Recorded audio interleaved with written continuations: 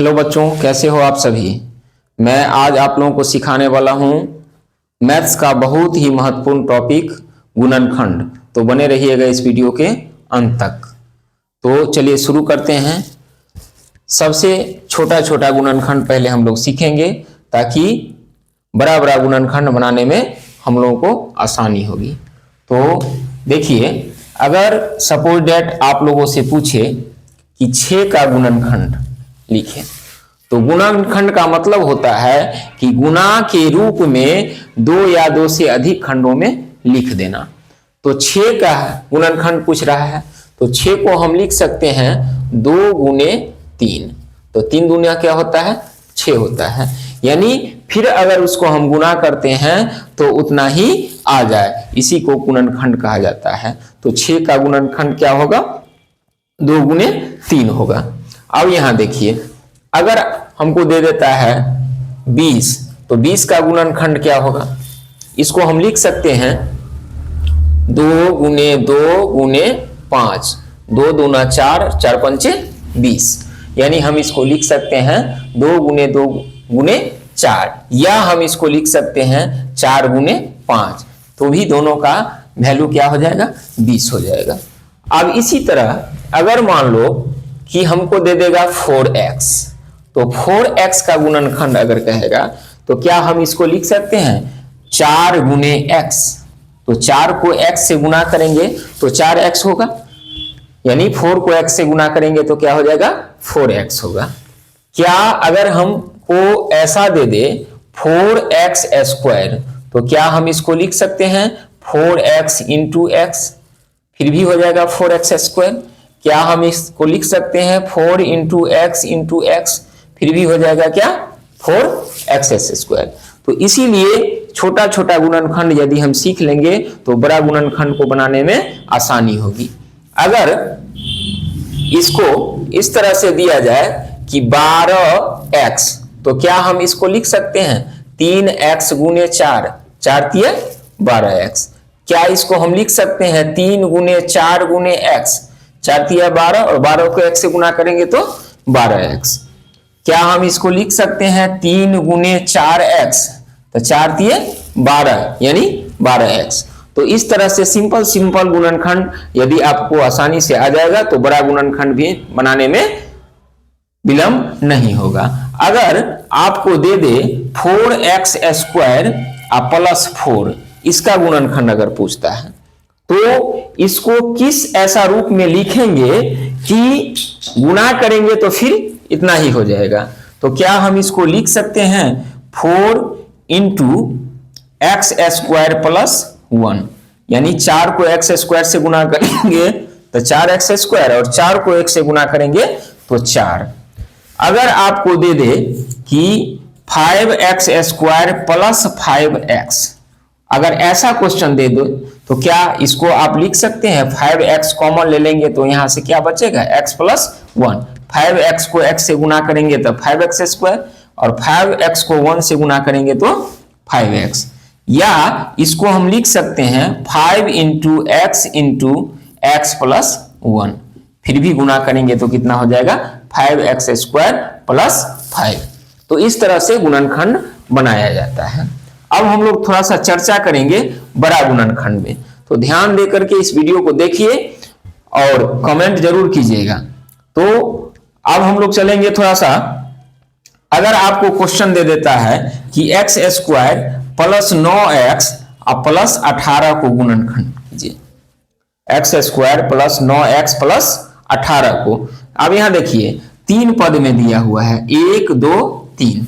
अब 3 पद में दे दिया है तो ऐसा गुणनखंड अगर पूछे तो ध्यान रखना है कि शुरू वाला और लास्ट वाला को गुणा करके लिखेंगे। तो 18 को x स्क्वायर से गुणा करेंगे तो ध्यान में रखेंगे कितना हो जाएगा, 18x स्क्वायर।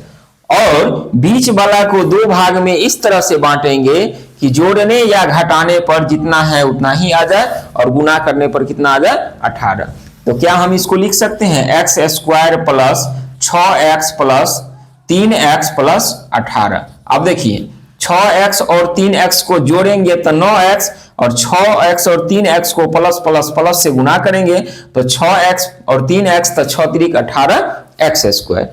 अब इस दोनों में कॉमन देखिए कौन चीज ऐसा है जो दोनों में भाग लग सकता है, तो x कॉमन है तो x प्लस 6। अब इस दोनों में क्या है कॉमन, 3 कॉमन है तो x प्लस 6। अब देखिए x प्लस 6 x प्लस 6 दोनों में है तो इसको कॉमन के रूप में बाहर कर लीजिए x प्लस 6, तो यहां से क्या बचा x बचा और यहां से प्लस 3, यानी इसका गुणनखंड कितना हो गया x plus 6 into x plus 3। X square plus 9x plus 18 का गुणनखंड कितना होगा x plus 6 into x plus 3। अब देखिए अगर आपसे क्वेश्चन दे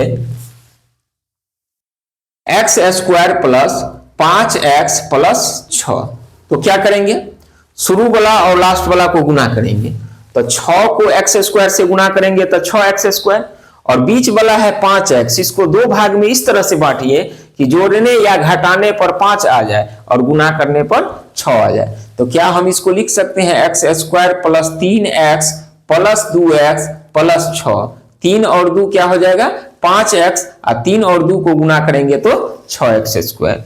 अब यहाँ x क्या करेंगे कॉमन लेंगे तो क्या हो जाएगा x प्लस 3, और यहां से 2 कॉमन लेंगे तो हो जाएगा x प्लस 3।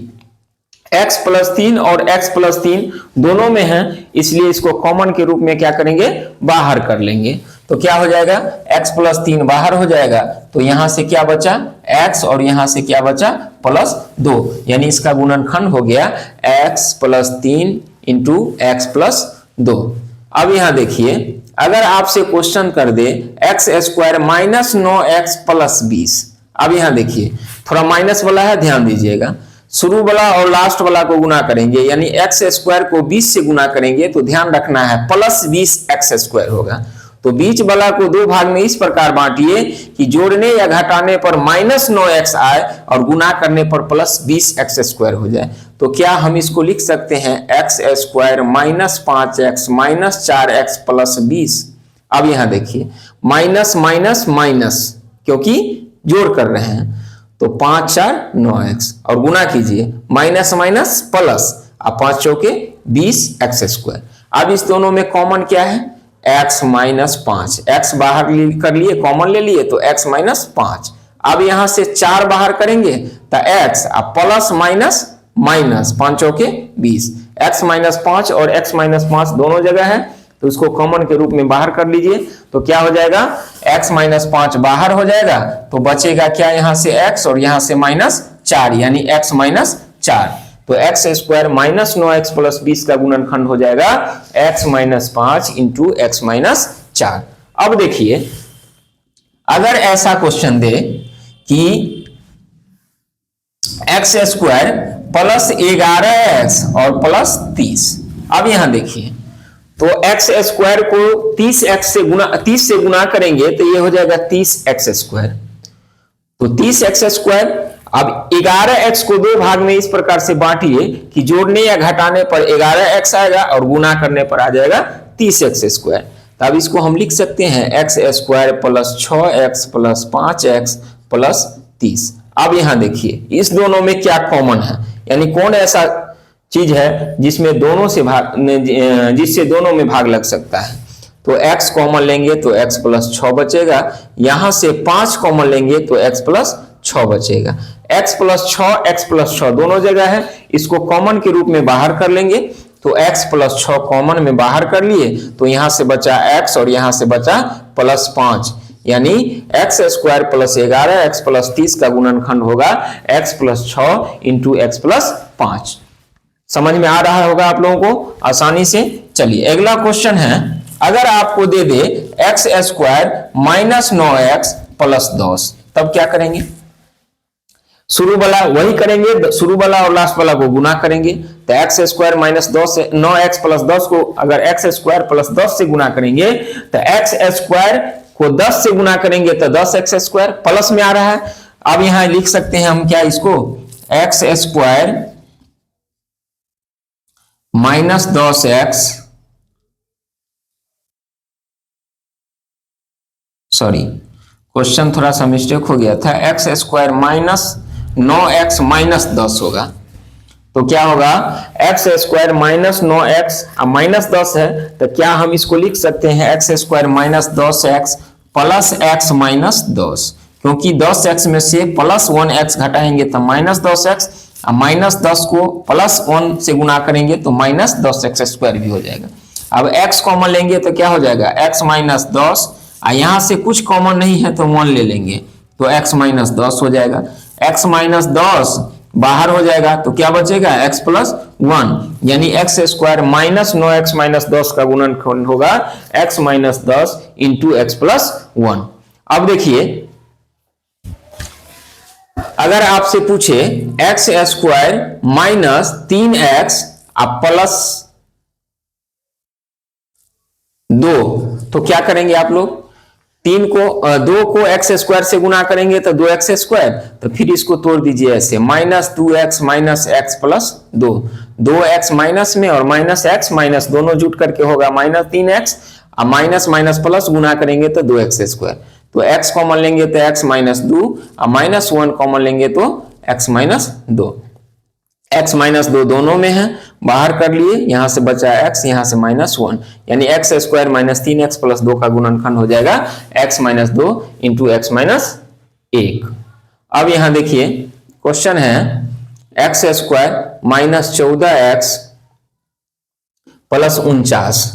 अब यहां देखिए इसको हम लिख सकते हैं x square minus 7x plus 49, क्योंकि 7x जुटेगा माइनस 14x और 7 को गुना करेंगे तो 49x स्क्वायर, तो x माइनस 7 और इन माइनस 7 कॉमन लेंगे तो फिर x माइनस 7, दोनों जगह है x माइनस 7 और इंटू एक्स माइनस 7, यानी गुणनखंड इसका क्या हो जाएगा x minus 7 into x minus 7। तो यह वीडियो यदि आप लोगों को अच्छा लगा होगा तो इसे लाइक कीजिएगा और अधिक से अधिक शेयर जरूर कीजिएगा। तो चलिए फिर मिलते हैं दूसरे वीडियो में नए टॉपिक के साथ।